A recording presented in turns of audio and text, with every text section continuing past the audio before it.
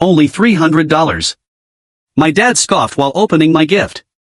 LENA covers mom's entire life. $4,700 monthly minimum. I whispered, those auto payments came from my backup account. Then my sister tossed a folder across the table. We voted. You need to move out by Friday. That night, I revoked all access, notified the landlord, and froze the rent split. By morning, they found out an envelope marked confidential. Only $300? My dad scoffed, peeling back the wrapping paper like it offended him. The envelope slid onto the table and he barely glanced at the card. LENA covers mom's entire life. $4,700 monthly minimum. What's this supposed to be? A snack? My hand tightened around the edge of the table. I'd saved for that gift. Not even from my main account. From the backup I never touched. Those auto payments came from my backup account, I whispered. He didn't hear me, or pretended not to. His voice rose louder, like a bad comedian trying to milk the crowd. $300. Is that how you say thank you for raising you? Mom just stirred her tea. Didn't look at me. Didn't look at him either. She was always best at pretending nothing was wrong while the ceiling burned above her head. Then LENA perfect, polished LENA stood up with that slow, smug motion I knew too well and tossed a folder across the table. It landed with a slap. We voted, she said, like she was announcing a board decision. You need to move out. By Friday. I looked around the table. No one flinched. Not Dad, not Mom. My brother Tim chuckled under his breath. Even my youngest cousin kept chewing like nothing happened. That night, I revoked every access point. Utilities, gone. Shared rent split, frozen. Auto payments, cancelled. Landlord notified. They found out by morning. I didn't answer the family group chat when it exploded with confusion. Didn't read the frantic text from Mom, but I left something on the kitchen counter before I left, an envelope marked confidential with a little handwritten note, you built a lie on my silence. Now you can pay the bill. They acted confused for about 24 hours. Pretended like they didn't understand what had just happened, that I hadn't just revoked all access, frozen rent payments, and left a confidential envelope on the kitchen table. Then the silence shattered. It started with Mom's voicemail, that syrupy soft voice she used when she wanted something.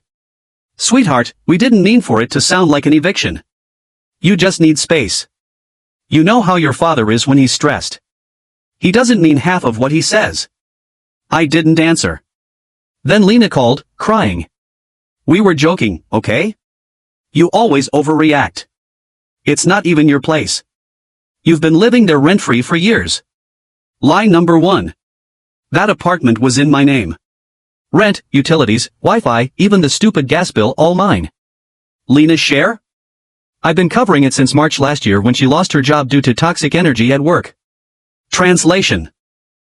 She screamed at her manager and got written up again. Every month, she promised to pay me back. Every month, she posted brunch selfies and $300 hoodies. I pulled up the banking app, $11,200. That's how much she owed me. And that wasn't counting the Amazon orders she rerouted through my account. I had screenshots, orders marked gift, 1 Dyson Airwrap, 3 packages of hair supplements, and a weighted blanket for emotional recovery. That same day, she texted, can you help me? $800 for therapy? Mom said you wouldn't mind. She didn't realize I'd already locked the accounts. And that's when the smear campaign began. Facebook, LENA posted a black and white photo of herself in a window, captioned, sometimes the people you trust the most are the ones who teach you what betrayal means. Family group chat, Dad dropped a cropped screenshot of my text, saying, not my problem, with no context. The caption read, this is what he said to his mother after everything she's done. Within hours, the chat lit up with relatives I hadn't seen in years. She raised him better. What happened to that sweet boy? Disgusting. LENA, stay strong. Even my Aunt Beth posted, he used to be so kind. I guess money changes people. No one asked me what happened. I didn't argue. I just started digging. That's when I found the hard drive, the old backup LENA used to plug into my computer during her freelancer phase. She always said, I never delete anything. I archive my truth. Turns out she archived too much. Inside a folder called rent_2022, I found a PDF ledger. Jan auto pay transfer $450. Say it's Spotify. April mortgage top off. He won't notice. Came from reserve. May got a med bill. Just use backup debit. He never checks. She documented every theft like she was preparing a TED Talk on scamming siblings. But the worst was a folder labeled recordings. I clicked the first one. It was her practicing lines. Dad, he said he's cutting you off. Said you're a leech. I recorded it. Want me to send it? Then came the fake audio. LENA using voice mod apps, cutting old voicemails from me, stitching together lines like some DIY villain origin story. One line said, I don't care if she dies. I remembered the real message. I'd said, I don't care if she lies again. I'm done. But chopped and edited, it sounded like I was talking about mom and suddenly I was the monster. Flashback, I was 19 when I first bailed them out. Dad called me while I was working night shift at a diner. Said the fridge broke and they couldn't afford a new one. I wired $800 that same day. Cancelled my semester textbooks to do it. He texted, appreciate it. You're finally stepping up. No thank you. No, we'll pay you back next month. They bought new patio furniture. I saw it in a Facebook post, family barbecue season ready. I remember sitting in my dorm room eating dry pasta with no sauce, wondering if I was crazy or if they were. On Thursday, I called the landlord. He sounded confused when I mentioned the lease. Oh, your sister told me you were moving to Seattle. Said she'd be taking over payments. She hadn't even told me she was trying to take the apartment. Just marched in with a fake story. Assumed I'd roll over like always. I sent him the receipts, the utilities, the texts, even a voice memo where mom literally said, he always covers the rent. LENA can't handle those things. Lease reassignment cancelled. But they didn't stop. Dad posted on his Facebook timeline. You give them everything and they still spit in your face. Hashtag family doesn't quit. Then he texted me directly. You're playing with fire. We made you who you are. That's when I found the final blow, a loan agreement from 2022 when I never signed. He used my social security number as a cosigner for a $15,000 personal loan. I confronted him back then. He claimed it was a mistake. I told him I'd let it slide if he paid it off. He never did. Now the interest was eating him alive. The account flagged for review. I contacted the loan company, filed fraud documents, attached a legal affidavit from a lawyer friend. The account frozen.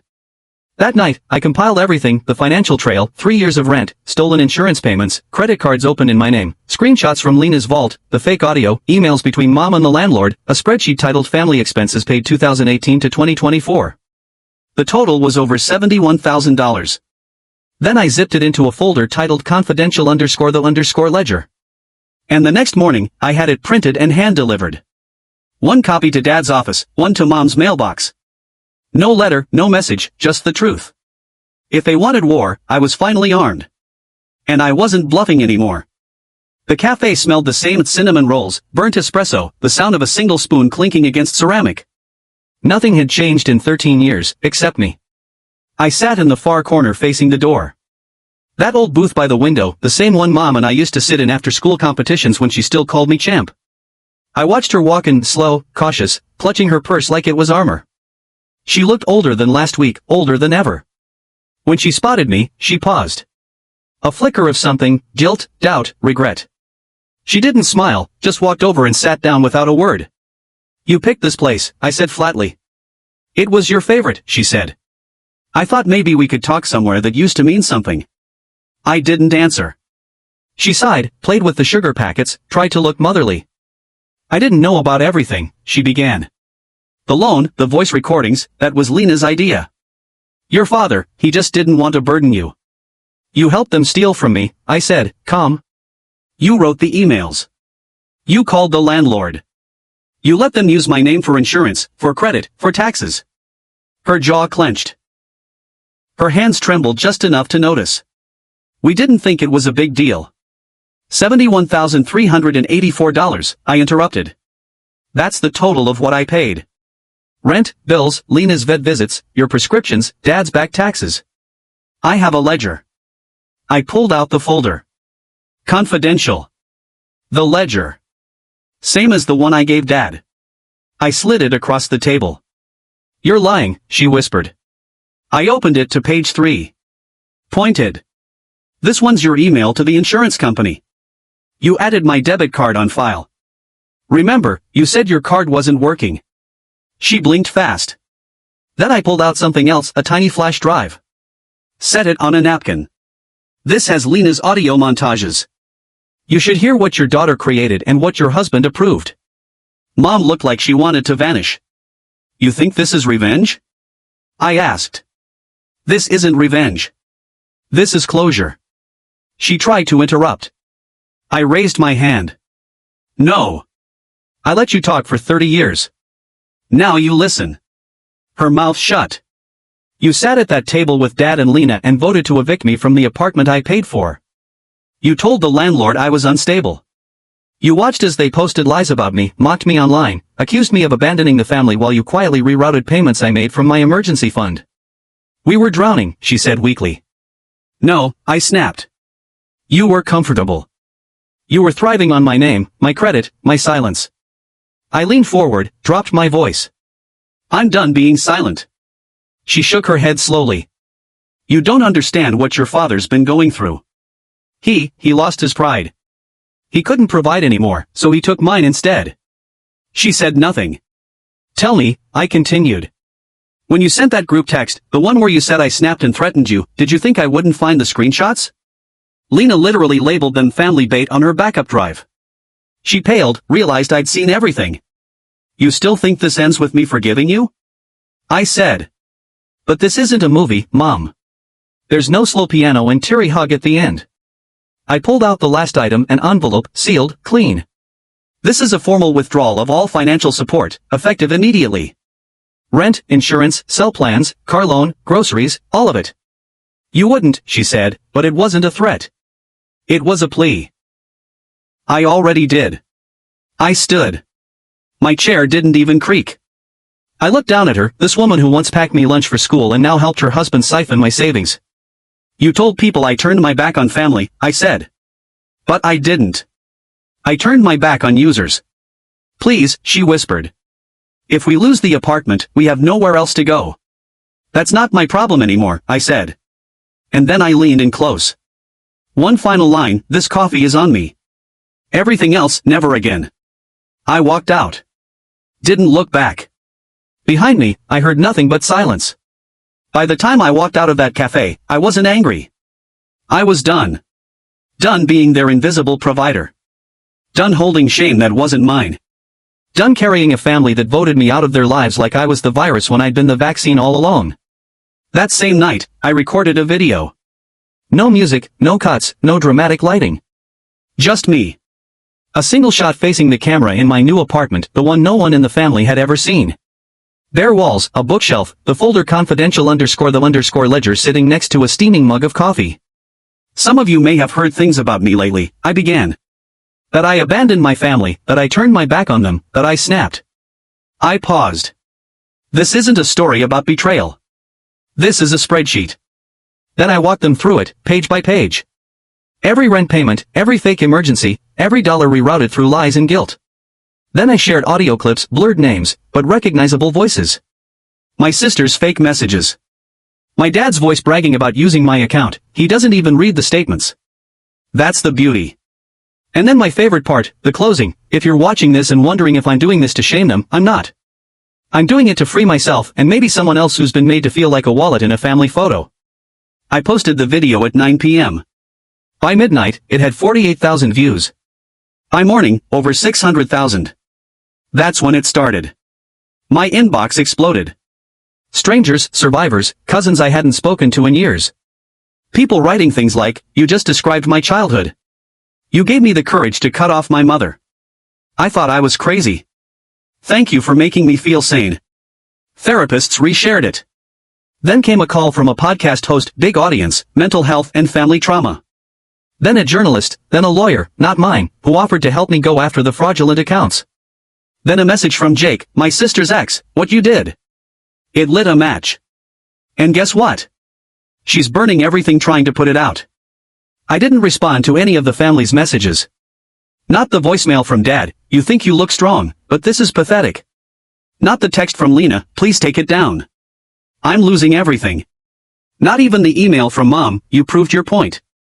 Now, can we stop this? Because it wasn't about a point anymore. It was about reality, one they couldn't lie their way out of anymore. A week later, I launched something new. A clean, minimal website, a digital shelter for people used by those closest to them. It wasn't a non-profit. Not yet. But I listed all the tools I wished I'd had: steps to free shared accounts, sample letters to landlords, a PDF guide titled How to Exit a Family with Receipts, and at the bottom, a donation link, not for me, for a Rayal Foundation that supports adults recovering from family-based financial abuse. The site blew up. Within 72 hours, over $14,000 was raised. Someone designed merch t-shirts that said, "Blood is not equal to debt." Mugs, "Confidential." The Ledger. Hoodies, "I'm not your ATM." Then came the most satisfying part. A friend from high school sent me a link. It was my dad's Facebook. He posted a video, grainy, filmed from his car. He tried to explain his side. Said I was always difficult. He claimed I was unstable to discredit me. Said the video I made was doctored. Said LENA was going through something. It had 4 likes, all bots. The top comment: "You taught him everything he knows, especially how to walk away." A few days later, I drove back to the house, not to go in, just to stand across the street. It was dusk. Lights were off. No music, no laughter, no fake family dinners. The garden was overgrown, the trash bins overflowing. The place looked like it was trying to forget itself. I dropped one last envelope in their mailbox. Inside, a photocopy of the final withdrawal form signed, notarized. One sentence scribbled in red ink: "I stopped paying for your silence. Start living with the noise." I left town that weekend. New city, new keys, new number that started with an area code no one in that house would ever know. And just before I turned off the lights in my new place, I took one last look at the framed print I'd hung above my desk, a gift from someone who'd watched the video and said it saved their life. It read, "Not a villain, not a victim, just finally unavailable." And I smiled because, for the first time in years, I owed them nothing. Not even goodbye. I started with the contacts list. Scroll, tap, delete. Mother, father, Lena, Tim, Claire, Uncle Jim, even the cousin I liked for 5 minutes in 2009. All gone. Then came the socials. I opened Facebook, not to post, not to read, just to purge, unfriend, unfollow, block. Group chat, family time, left. WhatsApp, mom's birthday planning exit group. Shared calendar invite for dad's therapy, Zoom declined permanently. I didn't just leave. I left and sealed the door behind me on the way out. Next, the apps. I logged into the mobile bank. 6 auto payments still showed my name: mom's health insurance, dad's gym membership, Lena's cloud storage, Tim's Spotify family plan, some suspicious $8 per month charge labeled utility help fund. That one made me laugh. It was mine from 3 years ago. Still being charged. Still ignored. I hit cancel on everyone. Then I opened a section called Connected Users. There were 5. Remove. Remove. Remove. Remove. Remove. The confirmation message popped up. Are you sure you want to revoke all access for these users? I stared at the screen. Yes, I'm sure. That night, I came home and started cleaning. Not normal cleaning, not Swifferango. I mean ritual-grade purification. I pulled out 3 boxes marked family stuff. Keep that question mark gone. The graduation card with "We're proud of you," but the cracked snow globe from Lena's sorry for screaming face. The framed photo of us at the cabin, I remember that day. That was the trip Dad got drunk and called me useless with a camera. The birthday mug with number 1 son, which they gave me the same year they forgot to call it into the trash. All of it. Even the handmade ornament Mom gave me in 8th grade. Because here's the truth, you don't detox halfway. You don't purge 90%. You go all in or you keep getting drained. I bought new sheets, white, clean, no memories, new plates, new towels, new scent for the diffuser, citrus and rosemary, no cinnamon, no reminders of her kitchen. I rearranged the furniture, flipped the desk around, put my bed by the window. I changed the locks. Then I sat at the kitchen table alone. Coffee, quiet, my phone buzzed. It was my birthday. One text from PayPal, a $15 refund from a canceled family subscription. Not a single message from them. And for the first time in my life, I felt free. No fake happy birthday calls. No guilt bomb messages from Mom. No passive-aggressive Facebook posts from Lena. Like some people forget who raised them. Just me. A clean apartment. A full fridge. And a cake I bought myself, pistachio. No frosting. Exactly how I like it. I poured a glass of wine. Lit one candle. Sat on the floor to me. I whispered, for surviving everyone else. I took a bite and smiled because this wasn't loneliness. This was detox. And finally, I could breathe.